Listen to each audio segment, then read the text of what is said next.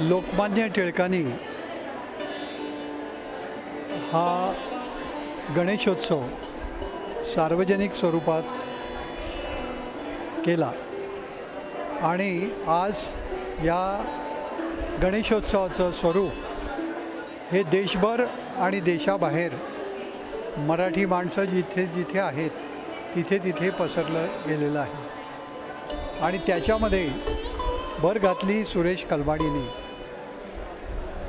1979 साली त्यांनी गणेश फेस्टिवल सुरू केलं आणि आज 36 वर्ष पूर्ण झालेली आहेत आणि त्यामध्ये नाविन्य येत आहे.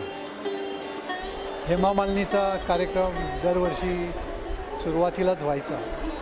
यावर्षी त्या येऊ शकल्या नाही आहेत, पण गोयल, अभयजीत छाजेड माजी महापौर आणि अनुराधा भारती यांनी पुणे फेस्टिवल, गोयल त्यांच्याबरोबर आहेतच आणि त्यांनी पुणे फेस्टिवलचा कार्यक्रम विविध ठिकाणी सुरू केलेला आहे.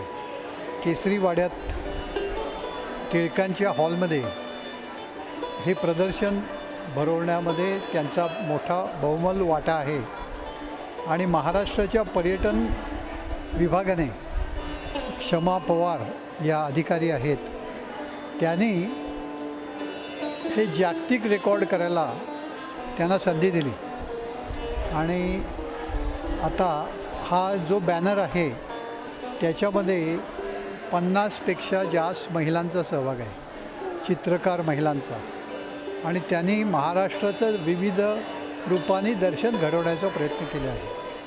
ज्या ज्या ठिकाणी महाराष्ट्राचा पर्यटन विभागाचा स्टॉल असेल त्या ठिकाणी हे चित्र दाखवलं जाईल. एकतर टिळकांच्या गणेशोत्सवाने भव्य स्वरूप केलेलं आहे. मी बेळगावचा आहे आणि त्या ठिकाणी गणेशोत्सव आणि शिवजयंती उत्सव मोठ्या प्रमाणात होतात आणि त्यामध्ये मी भर घातलेली आहे. काही लाखाची स्पर्धा आम्ही त्या ठिकाणी ठेवतो मिरवणुकीसाठी. शिस्तबद्ध मिरवणूक व्हावी, डॉल्बीचा वापर होऊ नये यासाठी स्पर्धा ठेवल्या जातात. 25 लाखाची बक्षिसं आम्ही दरवर्षी देतो शिवजयंतीला आणि गणेशोत्सव.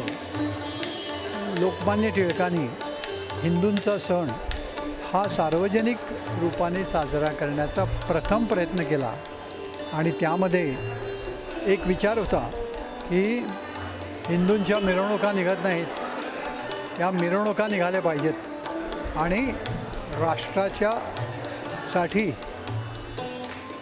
एकतर राष्ट्रप्रेमी नागरिकांची संघटना उभी राहिली पाहिजे आणि त्यामधनं स्वातंत्र्य मिळालं पाहिजे.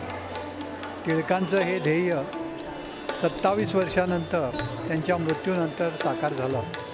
लोकमान्य टिळक जरी आज नसले तरी त्यांनी केलेलं हे कार्य अनमोल असं आहे आणि त्याचा सांस्कृतिकदृष्ट्या महाराष्ट्राला, राष्ट्राला आणि जगताला फायदा आहे.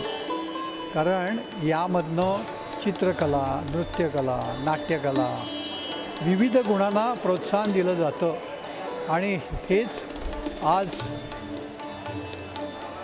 चित्र उभं राहिलं पाहिजे. ही शुभेच्छा आणि चित्रकारांना शुभेच्छा, कारण त्यांची महान कलाकृती आहे आणि ती पुढे राहणार आहे. नमस्कार.